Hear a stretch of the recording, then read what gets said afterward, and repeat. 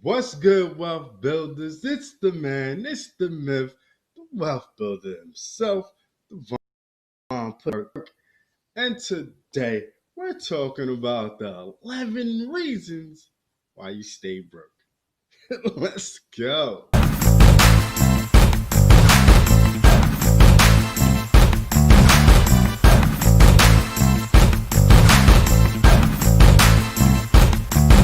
Real quick, you know the vibes, man. You already know. Make sure you subscribe to the channel because we talk about making more money, saving more money, building a better you, and business. So without further ado, let's get to the topic. You already know, bro. 11 reasons you stay broke. All right, so some of these reasons, you might just have one of them. You know what I'm saying? You might just have one of them. You might have five. You might have 10. You might have 11. You might have seven. It all depends who you are and where you are in your financial journey. Okay, some of these reasons I have on here are for me too. You know what I'm saying? Are some of the people I know. Okay, we are all a work in progress. Nobody's perfect. Nobody is um um above these things. Okay, no one can say that they've never been through some of this stuff or still going through this stuff. So don't take it personal. If the shoe if the shoe fits, wear it, put it, tie them, and start working towards not having these reasons to stay broke. You know what I'm saying? So let's get into the 11 reasons you might stay broke, right? So number one, this is a big one. You ignore debt. Okay. I ignore debt sometimes. I've ignored debt sometimes. If I have something I really want to do, I really want to invest in, and I got something I'm in bad debt or good debt, whatever it is. I've done it before. Okay, and I'm a work in progress just like you guys. So yeah, I'm chipping away at debt also. And maybe you're in the position where you're like, man, I ain't got no debt, so that's not me. Hey, like I said, it all depends who you are with this one. You know what I mean? Number two, okay, you don't stick to a budget. Now, everybody has, you know, not stuck to a budget or struggled with budgeting or, what I'm saying, felt like a budget was unrealistic at certain times in their life. Okay, so don't feel bad. Just try to get back to the budget. I always go over budget. You know what I'm saying? I try to reel it back in and say, hey man, I went a little too far this weekend or last week I did too much. Let me look at my budget and readjust what I'm doing. You know what I'm saying? It's all about really being truthful with yourself and knowing when you messed up and kind of reeling it back and trying to get back on track. Okay, because like I said, no one is perfect. Even Jeff Bezos going. All right, maybe not Warren Buffett though. I don't know. Warren Buffett might be.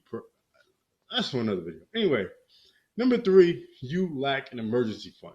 Now, emergency funds are hard to come by. Okay, so what I suggest if you lack an emergency fund, try to invest in a 401k. Okay, 401k, that is definitely there for when you retire, but you never know what might can happen. You might need to pull some of that money out one day. So yes, invest as much as you can in your 401k if you have one. If you are blessed with a job, definitely invest in a 401k.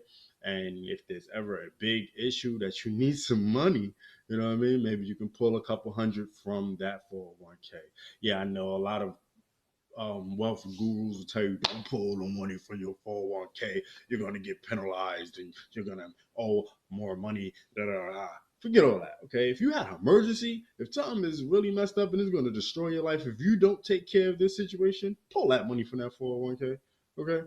If other than that, emergency fund, what you do is try to automate your savings. Okay, set up a $20 every time you get paid. Send it to a maybe a CD or maybe a bond or maybe even a savings account that you don't have real good access to. Somewhere you have to go to get the money. Somewhere you can't transfer it to another account.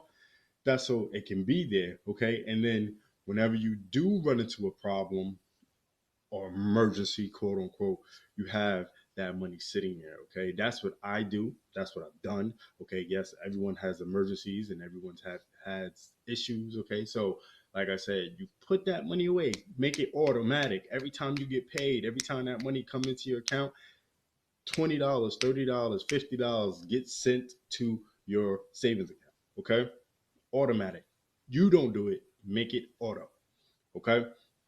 Number four, you don't pay yourself first. Now, paying yourself first means before you even pay all your bills, before you even do any type of investments or anything like that, you give yourself some income. Okay. Some people do it hourly. So sometimes they'll say, okay, maybe I make $25 per hour. I take $5 and I pay myself. I put $5 for every hour I've worked during the week, five times 40 or 42 or 43, whatever it is, and you pay yourself first. Put that savings account that you can touch or something to that effect. And honestly, I kind of sort of agree with this one. Okay, not 100% total. Okay, I say pay all your bills first, especially if you're just trying to come up, you're trying to get ahead of the bills, you're trying to clear all your debt out and all that stuff. You want to pay them first, you want to knock them out as far as you can, okay, because you want it to move fast. Okay, I'm into snapping fingers lately. I don't know what that is about, but anyhow, anyway, paying yourself first sometimes is not a good thing. Sometimes it is a good thing. It all depends on your situation. Okay, number five, you spend more than you earn. This is a big one. Okay, some people got to spend more than they earn. Okay, some people got to live off credit cards nowadays because they've been downsized, they've been laid off and had to go find a lesser job. Okay, or a lesser paying job, or maybe what I'm saying, they have to take care of their their mom, their pops, what I'm saying? Maybe they gotta help their mom and pops because they gotten older. So they gotta, funnel some money over there. So sometimes you gotta spend more than you earn. I suggest if you're in that situation where you're spending more than you earn, increase your earnings. Okay, increase your earnings. Find a way to increase your earnings. Use these online situations to increase your earnings. Start a website, start a YouTube channel, start an Instagram account, do eBay drop shipping, do Amazon affiliate marketing, do clickbait affiliate marketing, do something online to make some extra income. Stop spending more than you. Okay, you can start earning some extra income on the side that they took the gap. You know, um, number six, you buy liabilities and not assets. Now this is bad. Okay, this is bad. This is a lot of people though. A lot of people buy liabilities more than they buy assets. We all know sometimes you gotta buy liabilities. You gotta have a car, right? You need to get around. You might need a little TV in your crib, right? You might need a little bit of cable, right? Because you got kids and you can't just, hey, kids, you're not going to watch your favorite shows anymore. You know what I'm saying? Like, yes, sometimes you got to buy liabilities, but you don't need the new pair of sneakers every time they come out. You know what I'm saying? You don't need the new pair of Jordans. You don't need a new watch all the time. You don't need to upgrade the phone all the time. You don't need to upgrade the laptop all the time. You know what I'm saying, if it breaks, yeah, cool. Then you gotta upgrade. You gotta buy something new. But if it's not broke, don't fix it. Right? So we got to stay away from buying liabilities instead of going to buy the new watch or the newest new pair of shoes or the new bag out there. You look at what that costs and find out the company that you're trying to buy that product from, and then invest in that company instead, and then let that investment grow and grow it fast enough that it'll pay you enough to buy the liability. You know what I mean? Don't buy liabilities instead of assets. Buy more assets than liabilities. Don't need them to get a new car unless you have to, okay? So that's my thing with liabilities and assets. Now, number seven, you don't separate wants from needs. Now, this kind of goes with liabilities and assets, okay? Your wants are sometimes McDonald's, but you know what I'm saying? You need to go home and just cook at the house, right? You need to just go home and make a sandwich, or you need to just go cook some fried chicken yourself, right? Sometimes you gotta decipher this stuff, okay? You can't just always go with the want. You can't always jump the club and spend money at the club unless it's part of your job, she's trying to be or something like that. No? If it's not gonna bring you any money or anything like that, then you gotta kind of like say, hey, that's not really something I need right now. You know what I'm saying? You gotta always decipher what you need right now and what your wants are, okay?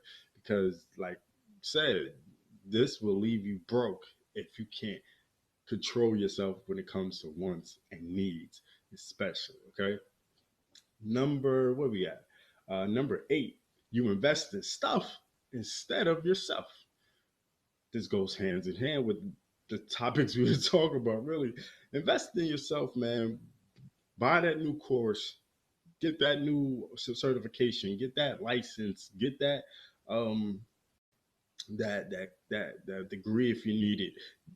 Get that website, instead of buying stuff and buying a new coffee maker. You got one already. It works fine.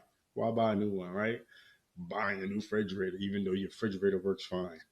Stay with what you got. You know what I'm saying? Buying a new pair of whatever's, but you already got some that are just a couple months out of season, right? Or a year out of season. Rock those anyway. Save your money and invest your money in yourself or into something else. Do not do the whole hamster wheel thing, man, and just I'm fly. I got a new chain, all that. Chill, bro. Dead that. Invest in yourself. Number 9, you don't know where your money is going. Now, every month I break down a Excel sheet of my spending. I try to go through my credit card and my spending and see where I could have not spent money at. Okay. I've been doing this lately and it's been helping me figure out where I'm spending money at that I shouldn't be or I need to pull back a little bit. You got to kind of put it in front of you that's so you can see it. You can't just imagine it or, oh, I know where my money's going. No, you really don't. Okay. You really don't. So with that being said, you want to make sure that you kind of break it down. You print out your statement or look at it online and then type it up on an Excel sheet and really look at where you're spending your money. And I'm telling you, you can find places where you can pull back some money and invest it. Okay. That money needs to be invested, not saved and invest. All right. So that part. Number 10, you lack basic personal finance knowledge. Okay. A lot of people.